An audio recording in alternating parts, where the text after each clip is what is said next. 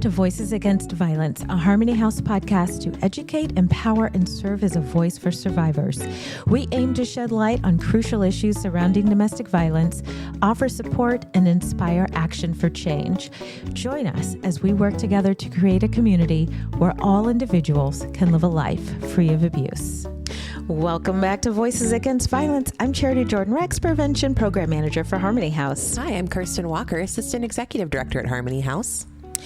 Today, we are talking about coercive control and underneath that umbrella, isolation.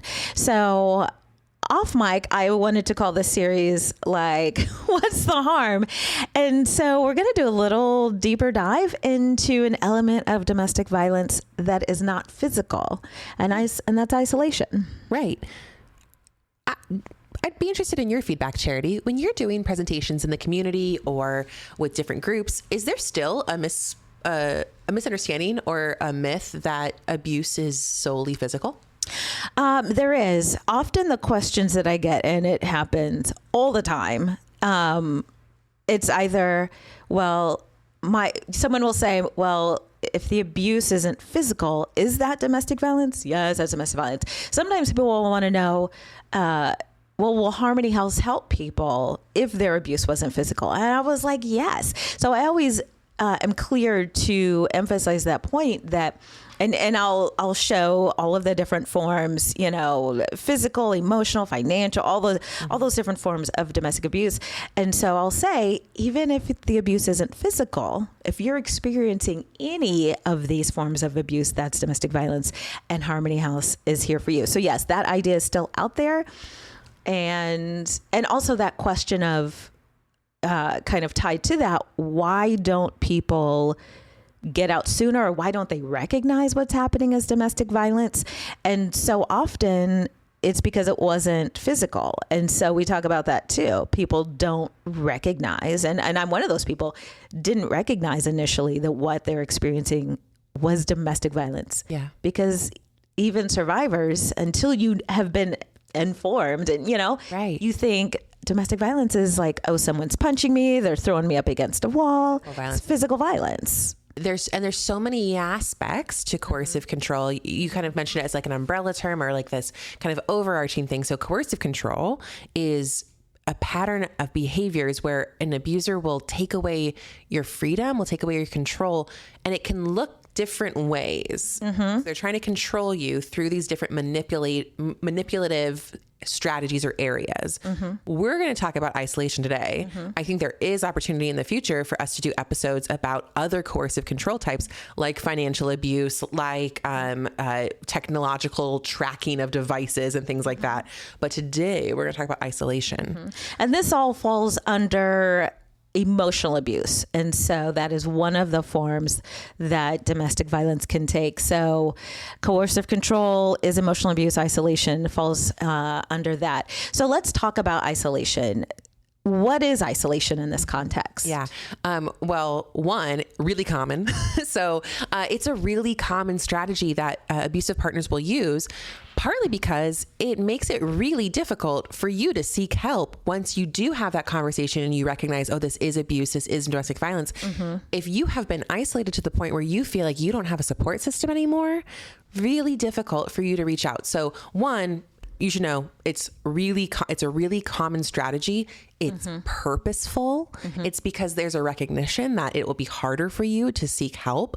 And it might look like a few different things. So it might look like somebody pulling you away from your friends and your family or support systems. It might look like somebody trying to change other people's opinions about you through those support systems. Mm-hmm. But essentially it's making it more difficult for you to have connections outside of that relationship mm-hmm. so that you are solely dependent on that person.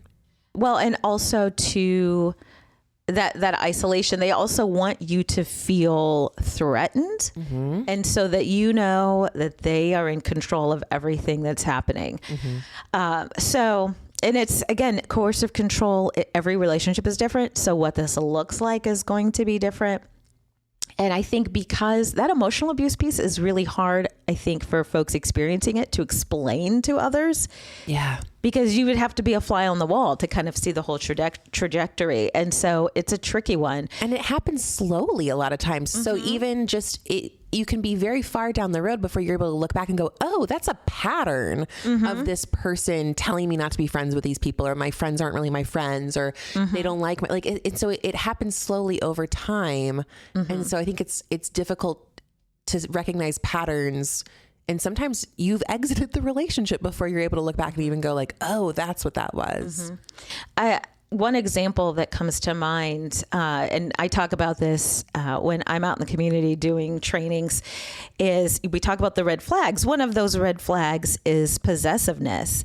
And so in the beginning of a relationship, it may not look like a red flag. It might even look like a green flag to you. Maybe in the beginning of that relationship, that person is like, oh, you're going to go hang out with your friends? Oh, I was really hoping to spend some time with you. Let's go have a special night. I'll cook your favorite meal. And so in the beginning, that it's like, oh. It feels like someone choosing you. It feels like someone wanting to be with you. Yes, it feels sweet. Right. It feels romantic. But what we know is that these things progress and they escalate over time. So that's the beginning. And then eventually it becomes, oh, you're not going to see those people. Block all of those people in your phone. Right. You can't go see your friends and family. So it's progressive. I think another way it shows up with like stopping someone from going to see their friends and family is saying, oh, but when you go hang out with that friend, she doesn't like me. Like, she's going to fill your head with, rumors about me or lies about me. And so preventing you from going to see that friend or that family member based on how they view your partner. I think that's a common way it shows up too. So here's another example, making jealous accusations when you communicate or spend time with other people. This might also play out with what you're doing online. Well, why do you have so many Facebook friends? Why are you liking that post? Why are you friends with your ex on Facebook? Trying to control who you can be friends with on social media. One that is really like an example of this that I think is really dangerous. They're all dangerous. And one that really gets my attention is suggesting to relocate. Suggesting that, well, let's just start over somewhere else, just you and me. That's a really effective way to isolate somebody. We were talking about removing from friends and family members. That's a pretty effective way to do that pretty quickly, where they might not have any friends or family members or work acquaintances or know any resources that might help. If somebody grew up in Springfield, Missouri, they might be familiar with Harmony House or FJC or the Victim Center. Whereas if they get relocated to another city because their partner says, let's get a fresh start, well, how familiar are you with those resources in Denver or, wherever it is that you're moving with them? Yeah. And I've heard those stories from survivors that it wasn't until they relocated, which, maybe the partner got a job or they just wanted, or maybe they got married and so they moved to a different city. But once they relocated, then the abuse escalated and they did feel incredibly isolated because it's really hard to form those connections, make new friends. It is hard to form connections and make friends in the most pleasant of circumstances, right? So to just pick up stakes and go to another city, another state. Yeah, you're not going to have anyone. And so then you really are dependent on your partner for your social connection, for everything. Right. So that's a tactic. It is. Something you said might sound like romance in the beginning. It made me think of someone who might pressure their partner to not work. Don't worry about work. Work is stressing you out so much. You don't have to worry about it. I got us. I can support us. I can take care of us. But really the message is don't work. And then that gives them total control, making sure that you don't have access to finances, possibly, right? Having some financial abuse in there, but then also cutting off those resources of being able to talk to other adults, humans throughout the day at a workplace for 8 hours a day who might pick up on some warning signs or red flags. And that has long-term effects because we know what happens if you've got a big gap in your work history, like it's going to be really hard for you to get back on your feet. Can certainly be a barrier. But I've heard those stories too. And again, that can start out, just like you said, sounding good. Oh, I'll take care of you. Yeah. It's posed as like a form of concern, right? Like, I'm really concerned that work is so stressful for you. Let me take that burden off of you. Some of the stories that I've heard, and this touches on kind of another myth that people have about who experiences domestic violence, that like, oh, it's just uneducated people in poverty. False. But I've heard this from people who are well off. And so they didn't have to work because their partner had a job making very good money. And so that was a plus. They might have, in some cases, they even wanted to be a stay-at-home mom. Sure. But because they weren't working and they were at home, their partner took full advantage of that isolation. You don't have access to those outside people. And in one story, they didn't even want them to have other mom friends. Wow. And so if you're a parent and you can't be friends with other mom friends. Absolutely. So I am recognizing in the moment that we are using a lot of language around like partner and like coupling language. This absolutely coercive control can show up in non-romantic relationships too. Oh yeah. So it can show up in family relationships as well. And friendships. Absolutely. Yeah. So I just wanted to expand that language too as we're going through this. This is not necessarily only romantic relationships. Thank you for pointing that out. There was a teen that I was talking to just in passing a while back, and they were telling me essentially of this kind of thing, that they were caught in the middle between two friends. One friend, friend A, who didn't want the person I was talking to hang out with anyone else. And so again, when we talk about that coercive control and that isolation, that's one way that it can manifest in friendships, and it absolutely can. And often when I am talking to young people, I'll say, have you ever had a friend who got mad when you hung out with other people? Like, often it's like most of the room is raising their hand. Right. So yeah, this can happen in lots of different types of relationships. One example of coercive control or of isolation is limiting access to appointments or activities. So this one, Charity, I thought of you because we've talked about this before. One of like the sub points on this example was deliberately doing things to make you miss or be late for events or appointments or meetings. And I feel like we've talked about this example before, where somebody might purposefully pick a fight or be in a bad mood or make you feel like you have to walk on eggshells before you leave the house. So that when you show up, if you show up to those events and activities, it ruins the day or it ruins the experience or it harms the relationship. But maybe you just also don't show up to that appointment or activity or family event, whatever it might be.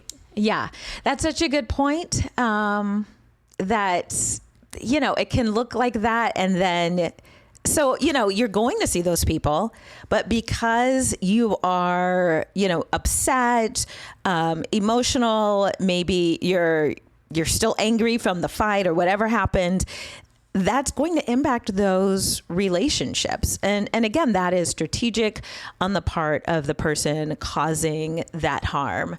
I've got some other examples of kind of what this sounds like, and that progression. So here are some statements that in the beginning might seem totally normal. Oh, you're gonna go work out? I was gonna cook us a romantic meal. Or I really want to see you tonight. I can't go a whole day without seeing you. I love you so much. Oh, that one feels like love bombing too. So that may be how it starts, but then over time, isolation tactics become more toxic. And so that becomes, where have you been? Who were you talking to? Why didn't you answer your phone? Who are you texting? Why are you wearing that when you're going out? Who is that from? What are you hiding? Yeah. Let me see your phone. Yeah. And so it really is so important to know those red flags in the beginning. Red flags never go away. They become redder, right? They become bigger and redder. They become the bigger thing. Yeah. And then on this particular site, even those questions, who are you texting? What are you doing? Even that then progresses to commands. You're not allowed to use the phone. You're not using social media, delete your accounts. We're not contacting your family, block them. Let me see you block them on your phone. And so it starts out seeming romantic, then becomes some strongly worded kind of questions to a command. You're not doing this. And so for those listening who are like, well, I don't understand why they don't just get out. Again, we've said this before. If people started out with, you're not talking to your family. Let me, if they did that on the first date, It doesn't happen. it'd be like, no, thanks. It just doesn't happen like that. It starts out seemingly innocent. It progresses over time. Yeah. So something to keep in mind as you're going through this, because I think that sometimes these things get framed, like you said, as romantic. I think that there's some really harmful storytelling that happens in our culture around like possessiveness being romantic or jealousy being romantic. A reminder, jealousy is a really normal human emotion we all feel from time to time. What is not normal or healthy or acceptable is controlling your partner because of feelings of jealousy, right? And so all of those examples are examples of somebody controlling their partner purposefully, Yes. as a pattern of behavior. And again, so that that person is unable to, or feels like they're unable to, reach out for help. So something to remember is that if you are experiencing isolation, coercive control, reach out for help. Do so safely, right? Reconnect safely, whether that's phoning a friend or connecting with a service provider in your area like Harmony House, getting reconnected safely when it's safe for you to do so. Can we talk quickly about why someone would use isolation as a tactic? What does the person causing harm get out of that? Yeah.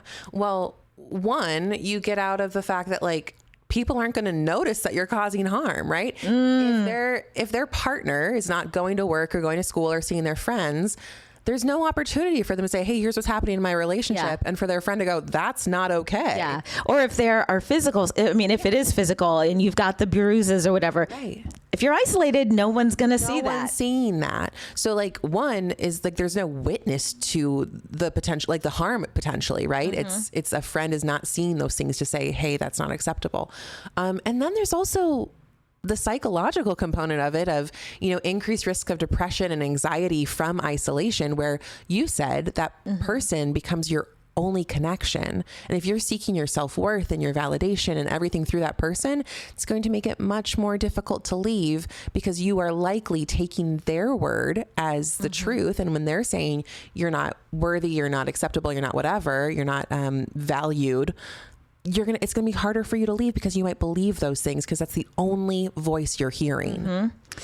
I think we also need to point out too that if there are children involved, often those children are isolated too. They may not be able or allowed to have friends over, to go out and see other friends, to, have extracurricular activities outside the home.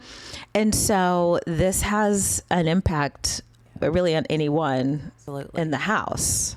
Something I think it's important to remember with all types of abuse is that it's not your fault.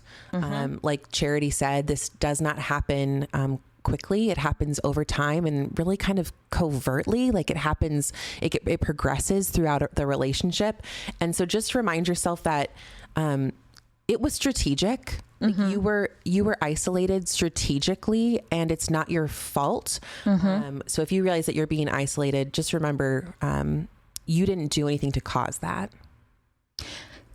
Thank you for saying that. I want to share just one more point. In researching to get ready for this episode, I came across an article, and I think the title of it was like the lonelification of abuse.